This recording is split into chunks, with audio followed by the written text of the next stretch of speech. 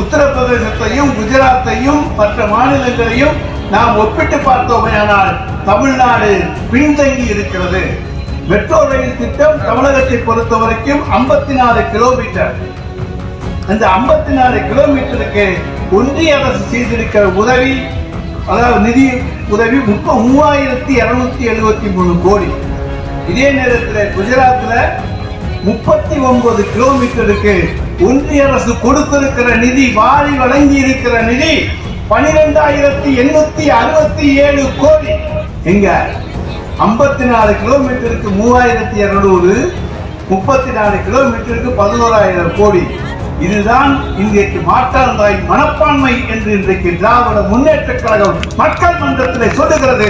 இன்றைக்கு மீன் சுருட்டி வரைக்கும் 4 வழிச்சாலையை நாங்கள் தந்திருக்கிறோம் என்று சொன்னார்களே, அது யாருடைய ஆட்சி காலத்தில் போடப்பட்ட திட்டம்? பெட்ரோல் வித்தது 71 ரூபாய், டீசல் வித்தது 56 ரூபாய். பெட்ரோல் ஒரு லிட்டருக்கு 32 ரூபாய் 60 பைசா, டீசல் ஒரு லிட்டருக்கு 39 ரூபாய் 30 பைசா கொள்ளையடிக்கப்படுகிறது என்று சொன்னால் என்ன தவறு? இந்த பணம் எங்கே போகிறது? இதுதான் இன்றைக்கு வரப்போகிற நாடாளுமன்ற தேர்தலிலே மக்கள் மன்றத்துக்கு முன்னாலே வைக்கப்படுகிற கேள்வி. இப்படி 32 ரூபாயும் 39 ரூபாயும் 40 ரூபாய், இப்படி அதிகமான மக்கள் பணத்தை சுரண்டி எடுக்கிற அரசு எந்த அரசு?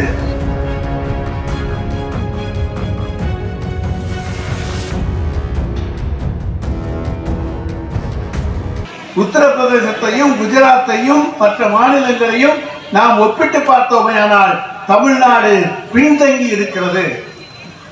அதற்கு ஒன்றை சொல்ல வேண்டும் என்று சொன்னால் மெட்ரோ ரயில் திட்டத்தை சொல்லலாம்.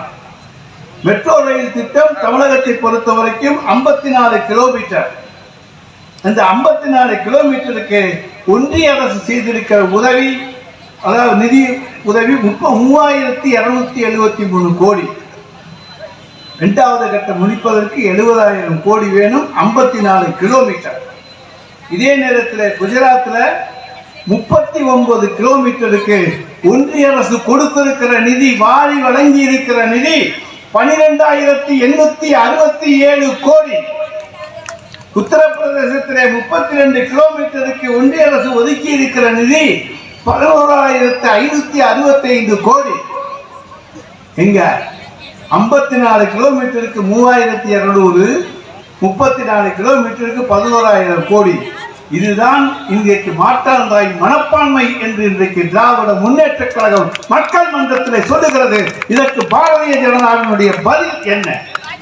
நான் வாரி வழங்கினேன் தமிழகத்துக்கு என்று சொல்லுகிற பாரத பிரதமருடைய பதில் என்ன?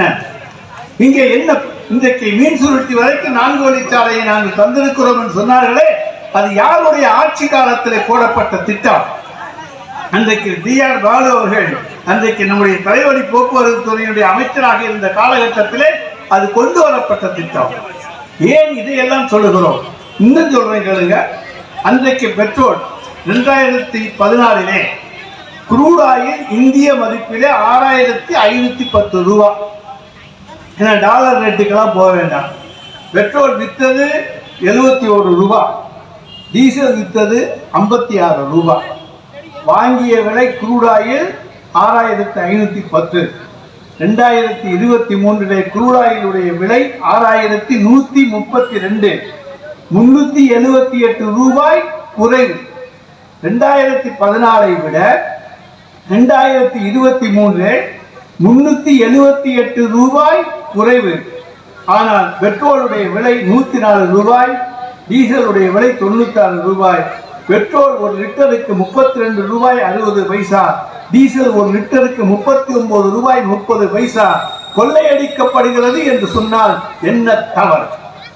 அன்றைக்கு 6,510 ரூபாய்க்கு வாங்கப்பட்ட குரூட் ஆயில், அன்றைக்கு டீசலும் பெட்ரோலும் அன்றைக்கு 71 ரூபாய்க்கும் 56 ரூபாய்க்கும் கொடுக்கப்பட்டது. ஆனால் இன்றைக்கு பாரதிய ஜனதாவினுடைய ஆட்சியிலே 6,132 ரூபாய்க்கு வாங்கப்படுகிற குரூட் ஆயில், ஆனால் பெட்ரோல் 104 ரூபாய், டீசல் 96 ரூபாய். இப்படி 32 ரூபாயும் 39 ரூபாயும் 40 ரூபாய், இப்படி அதிகமான மக்கள் பணத்தை சுரண்டி எடுக்கிற அரசு எந்த அரசு? இந்த பணம் எங்கே போகிறது? இதுதான் இன்றைக்கு வரப்போகிற நாடாளுமன்ற தேர்தலிலே மக்கள் மன்றத்திற்கு முன்னாலே வைக்கப்படுகிற கேள்வி. இதுபோன்ற செய்திகளை மேலும் தெரிந்து கொள்ள எங்களது யூடியூப், ஃபேஸ்புக் மற்றும் ட்விட்டர் ஆப்களை சப்ஸ்கிரைப் செய்யவும்.